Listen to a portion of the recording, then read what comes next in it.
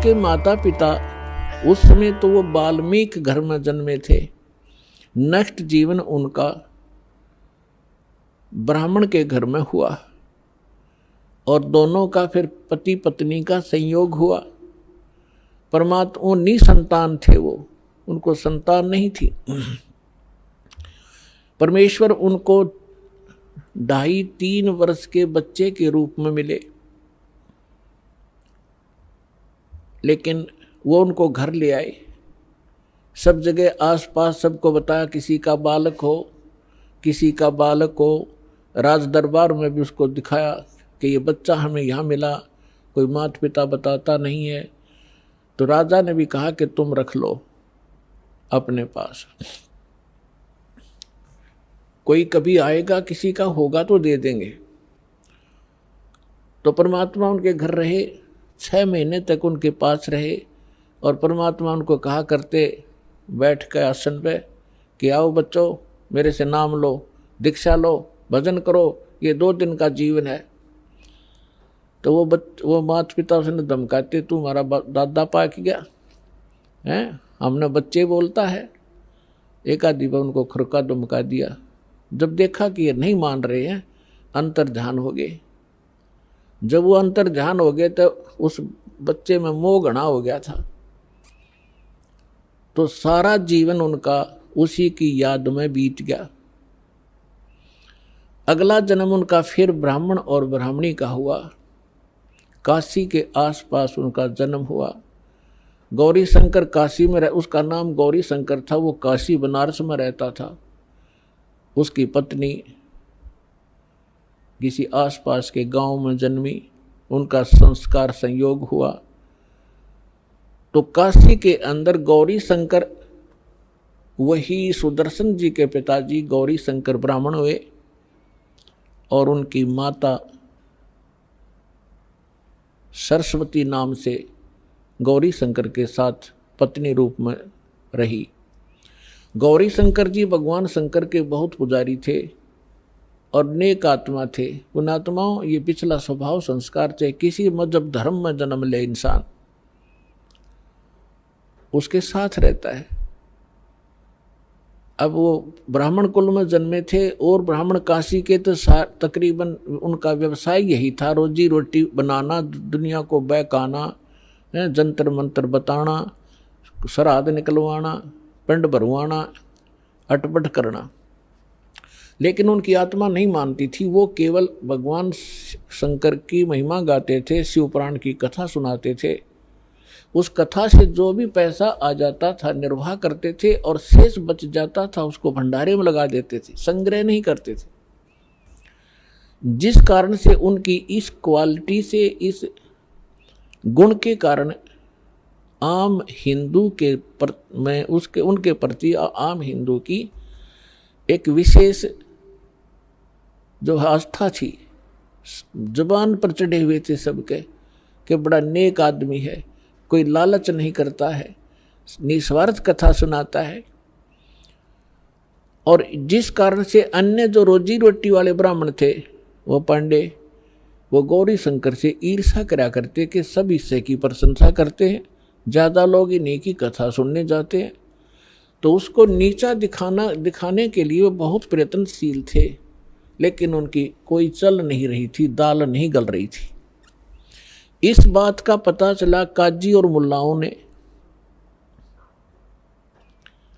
काशी के काजी मुल्ला मुसलमानों को पता चला कि गौरी शंकर हिंदू धर्म का घना प्रचार कर रहा है।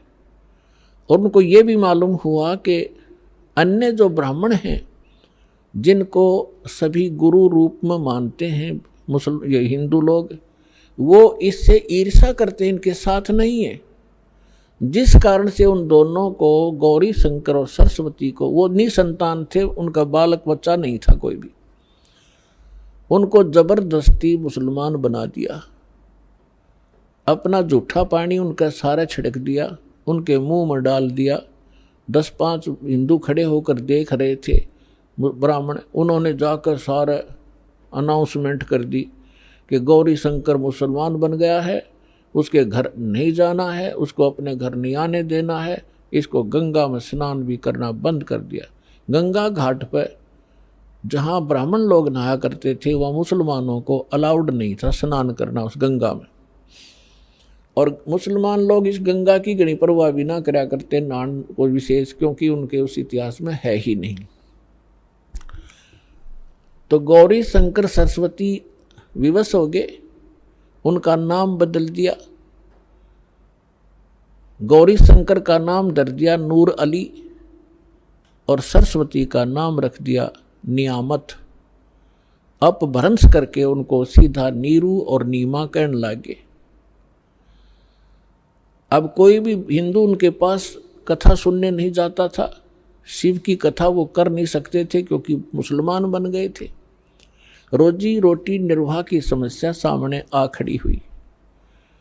उन्होंने देखा कि पैसा हमारे पास नहीं है, कोई व्यवसाय कर नहीं सकते, तो उन्होंने सिंपल सा तरीका खोजा जो बगैर पैसे से कोई धंधा शुरू हो। तो कपड़ा बुनने का कार्य शुरू कर दिया।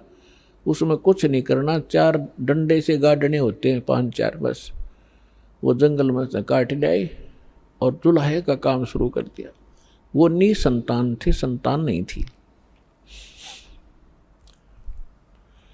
ऐसे ही कुछ समय और बीत गया। वो भले ही मुसलमान बन गए थे लेकिन भगवान शंकर की आस्था श्रद्धा वो भुला नहीं पा रहे थे। जब भी कोई आपत्ति आती थी तो भगवान शंकर से अर्ज किया करते थे। अब गंगा घाट पर स्नान करना बंद करवा दिया। प्रतिदिन स्नान करने का स्वभाव उनका बना हुआ था। उसके लिए उन्होंने एक स्थान खोजा जो लहर तारा नामक एक स्थान था, जहाँ पर बहुत बड़ा एक सरोवर था, लहर तारा सरोवर, और उसके अंदर गंगा का ही जल वर्षा के समय में लहरों के द्वारा गऊ घाट के ऊपर से जहाँ पशु जल पिया करते थे वो किनारा कट जाता था। और गंगा पहले बहुत फुल समय पर चला करती थी वर्षा घनी होने पर, 4 मास तक चौमासे में। तो उस गंगऊ घाट के ऊपर से पानी और फ्लो हो गए, लहरों के द्वारा उछल उछल के, और एक बहुत बड़े सरोवर को भर दिया करता था। वो झील थी और फिर उसमें सारा वर्ष जल निर्मल रहता था। गंगा के जल में एक गॉड गिवन एक ऐसा मेरिट है, ऐसा गुण है, ये सतलोक से आई हुई है ये गंगा, तो वो कभी खराब नहीं होता। पुण्यात्माओं, जितने भी आज तक सतलोक के गुण गाने वाले राधा स्वामी पंथ से पहले कोई सतलोक जाना नहीं था। और इन्होंने कबीर साहब की वाणी में तो सतलोक सचखंड की पूरी विवरण है ही है, लेकिन कबीर पंथी भी ढंग से नहीं जानते थे। सतलोक वो भी कहते थे लेकिन सतलोक में कुछ नहीं मानते थे। चेतन ही चेतन है, वहाँ प्रकाश ही प्रकाश है, यही राधा स्वामी वाले कहते थे। और ये धन धन सतगुरु सच्चा सौदा जय गुरुदेव निरंकारी तो कहते हैं भगवान निराकार है। और किसी हिंदू से पूछ ले, किसी मुसलमान से पूछ ले, किसी इस सिख या ईसाई से पूछ ले, परमात्मा को वो निराकार बताते हैं। अब सच्चाई, जिन महापुरुषों ने भगवान को देखा, फिर इस दास पर रजा हुई। अब वहाँ क्या सारी सृष्टि ऐसी है जैसी यहाँ पर है, ये डुप्लीकेट है और वो ओरिजिनल है। वहाँ पर ये 5 तत्वों से बना हुआ कोई मटेरियल नहीं है, एक तत्व से बना हुआ। जैसे 5 तत्वों से यहाँ ये शरीर बना हुआ है। अब इसमें कोई तत्व दिखाई नहीं देता, ये 5 तत्वों से बना है। मृत्यु के उपरांत इसको जब सभा किया जाएगा ये अपने अपने तत्वों में बट जाएगा। इसी प्रकार वहाँ एक तत्व से सारी सृष्टि, सभी पदार्थ एक तत्व से, काजू किस्म सेब संतरे ये अनार एक तत्व से, हमारा शरीर एक तत्व से, तो वहाँ केवल एक नूरी तत्व से ही बना हुआ होता है। तो वहाँ ये सुंदर सरोवर जो अमर सरोवर हैं, वहाँ से सतलोक से ये गंगा आई है। परमात्मा ने एक सैंपल भेजा है कि हमारे लोक में ऐसा मटेरियल है, ऐसा पदार्थ है जो कभी खराब नहीं होते, और वहाँ तो लोक ही बहुत सुंदर है, वहाँ तो खराब होने का मतलब नहीं। और यहाँ इस गंदे लोक में 10 दिन में पानी में बदबू हो जा, और यहाँ पर गंगा का पानी जल खराब नहीं हो रहा। ये सतलोक से आया हुआ ये मटेरियल है, पदार्थ है। तो ऐसे दूधों की नदियाँ वहाँ सरोवर भरे हैं, दही के सरोवर भरे हैं, वहाँ पर शहद के सरोवर भरे हैं, हर तरह के पदार्थ हैं। और सदाबहार फल हैं, सदाबहार वृक्ष हैं, सदाबहार वहाँ पर ये बेल बूटे हैं, लता हैं। तो पुण्यात्माओं प्रसंग चल रहा है, वहीं पर आते हैं। तो नीरू नीमा सुबह सुबह उठ करके प्रतिदिन उस लहर तारा नामक तालाब में स्नान करने के लिए जाने लगे।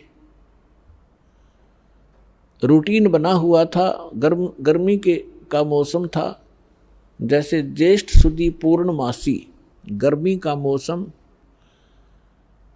और उस दिन परमात्मा अपने वचनानुसार, जैसे सुदर्शन जी से कहा था, बेटा तू चिंता ना करे, मुझे टाइम तो कितना लगे तेरे माता पिता को मैं पार करूंगा। जिस कारण से वो बोला भगत सुदर्शन यहाँ की इच्छाओं को त्याग सका, नहीं तो उसके गल में या एक फांसी और गलगी थी। यही बहुत थी उसको यहाँ काल के लोक में फंसाने के लिए। लेकिन पुण्यात्माओं परमात्मा कहते हैं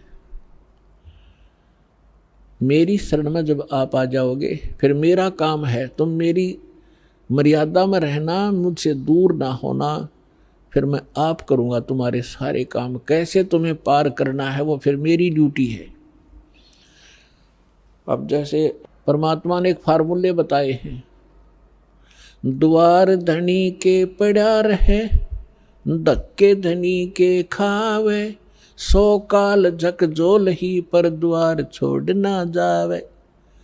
एक तरीका बताया है कि द्वार धनी के पड़ा रहे और धक्के धनी के खावे, यानी अपने सच्चे दरबार में, अपने सतगुरु के पास यहाँ आता रहे, चाहे कुछ भी आपको लोग कहें, और कोई छोटी मोटा ऐसा कोई दुख भी आप पर आ जावे, उसमें अपनी हिम्मत नहीं आ रहे और भगवान से दूर मत होना। इसलिए कहते हैं द्वार धनी के पड़ा रहे और धक्के धनी के खावे। सतलोक यानी आश्रम में आता रहे, जाता रहे, छोटा मोटा कोई उक चुक हो भी जा, हिम्मत नहीं आ रहे। कबीर साहब कहते हैं सतना छोड़े सूरमा, सत छोड़े पत जा, और सत के बांधे लक्ष्मी फेर मिले किया। फिर फार्मूला बताया है कि द्वार धनी के पड़ा रहे, धक्के धनी के खावे, 100 काल झकझोल ही पर द्वार छोड़ जा। तो परमात्मा भी और भी कहते हैं कि जो जन मेरी शरण है, जो एक बार मेरी शरण में आ गया और गुरुद्रोही हुआ नहीं, फिर उसको मैं छोड़ूंगा नहीं, पार करके ही छोड़ूंगा, समय कितना लग जाए। जो जन मेरी शरण है ताका हूँ मैं दास, और गेल गेल ला गया फिर जब तक धरती आकाश।